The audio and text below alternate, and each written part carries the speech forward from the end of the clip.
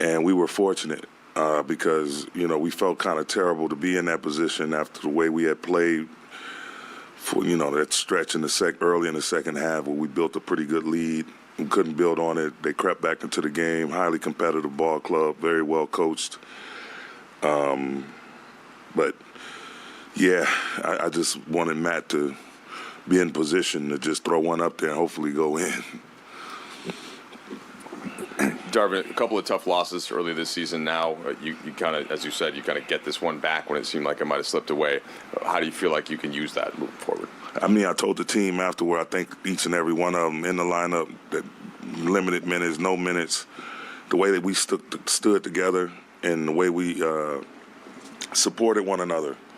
It showed a lot of grit, a lot of toughness, a lot of character for us not to fold at that moment. We felt like we could have got a couple of whistles. That didn't happen. We made some errors, offensively after getting stop after stop after stop. And we complained, but we never got disappointed and hung our heads. We moved on to the next play pretty successfully in terms of putting the energy in the right spots. And we were able to, it's sometimes losing a lead, even if it's 12, 13, 14 points, losing a lead of 16 points in the second half and trying to close out a game and hopefully build a cushion early in the second half and to not do that.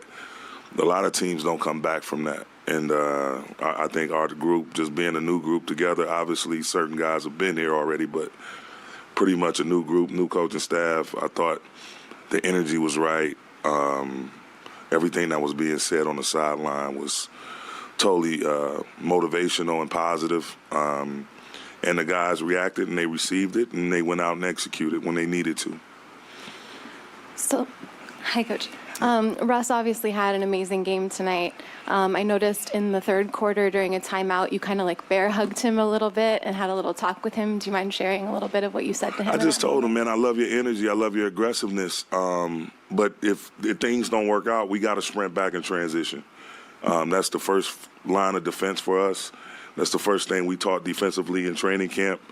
It's the thing we talk about constantly, especially against a team like this that loves to get out and run.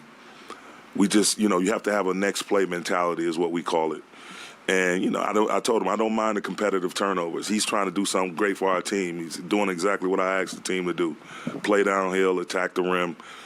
Okay, maybe you felt like you got fouled or whatever, but, whatever the case may be, however it turns out, whistle, no whistle, missed shot, bad pat, whatever, you got to move on to the next play because when you don't, that one play that you couldn't recover from mentally can turn into 3 or 4 more bad plays. And so just encouraging them and telling them, it's okay. Don't worry about it, man. It's just next play. We got to have a next play mentality. And in the early stages of a season, that's going to be that way. It's going to be things that even though we came out with the win tonight, there's a lot of teachable moments within that game. Hey, Coach, right here. 2 questions. Was the Bev for Russ because of the CJ matchup defensively, and then also in general as a head coach, you've had about 7. What's different? What have you found different than being the number 2 guy or whatever with Bud, like being the final decision maker? How's that been for you? It's been. In all honesty, man, it's been a seamless transition. Like, the biggest thing about moving over seats is you're the final decision maker, and you got to live with those decisions. I'm totally fine with that.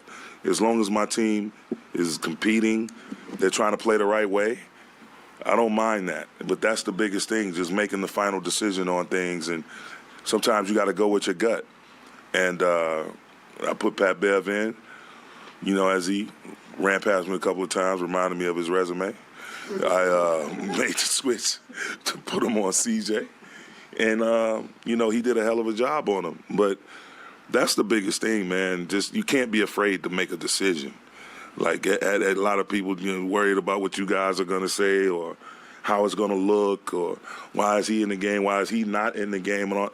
You just got to go with what works. We're all representing the Lake Show. We're all Lakers. And so in saying that, like, we all have to be comfortable because we know certain guys are capable. Hell, they're all capable. but you just can't be afraid of making a decision, and I'm not. So it's been an interesting ride thus far, and just you learn a lot about yourself and your group, and it's cool. It's something I'm really comfortable with.